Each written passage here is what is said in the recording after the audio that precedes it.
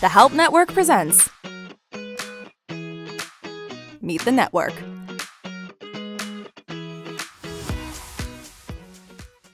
My name is Roy Samuelson. I'm based in Los Angeles, and I work at the intersection of voiceover, post-production, and accessibility. So specifically through a field that's called audio description, AD. And so my focus is ensuring that blind audiences enjoy watching videos by guiding studios and production teams and tech companies in integrating high-quality, emotionally immersive storytelling. And I help with consultancy and offer strategic insight and performance guidance. And I also coach voice talent. So there's a lot going on there. How and when did you learn about the Help Network? Oh my goodness, I love this question.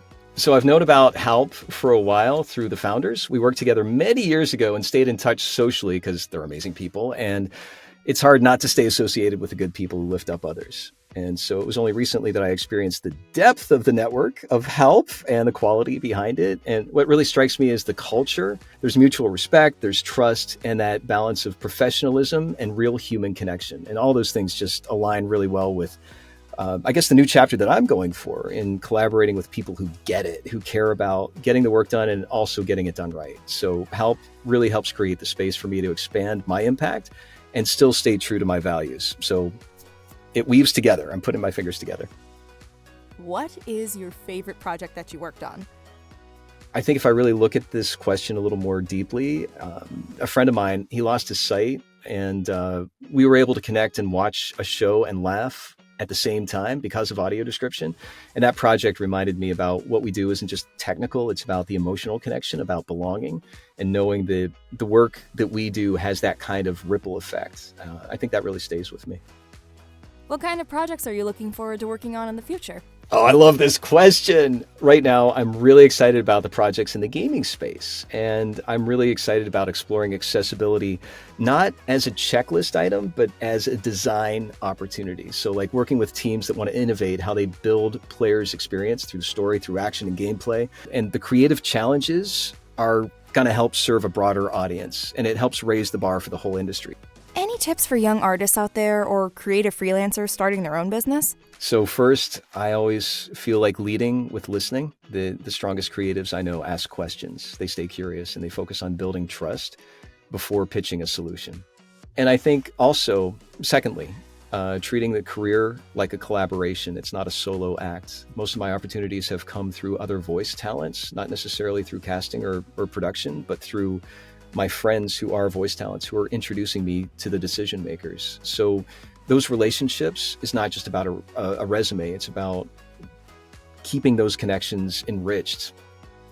How is the process of writing your first book, A Voice Actor's Guide to Audio Description Performance?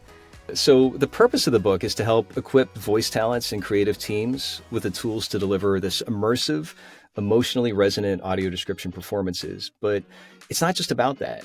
The core message of the book is, I think, three things. There's empowerment to be able to find that next level of performance as a voice actor, to bring the storytelling to life for blind audiences. And I think that involves nuance, it involves precision, and of course it involves artistry.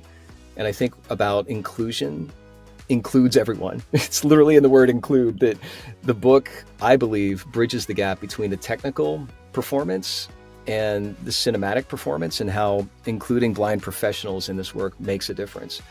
And also I share some behind the scenes things that I've learned. You know, I've done thousands of performances in audio description, and I think the guide gives a pretty insider scoop on what works and why it works. If you were a superhero, what would your superpower be, and how would you use it in the workplace? So I believe my superpower, and I'm not sure what the character's name would be, but it's transforming fear and doubt into curiosity and confidence. And I really love to be able to help people feel seen. And it's no irony that I work with blind individuals to bring visual media to life. And I think that also parallels my own experience about hitting a wall and feeling unseen, that when I can create a space that I can play with and explore and uncover my own strengths, I like to facilitate that with other people too. One of the things I love about the Help Network, as I said, is their commitment to excellence and also their human connection. So I want to take the time to connect, first of all, to the thoughtful questions that you shared, and I'm genuinely excited about the potential of collaborating with Help. There's something about the relationship-based focus that I so admire about Help and where they're going. So I'm looking forward to more clarity, collaboration, and a lot of really great storytelling.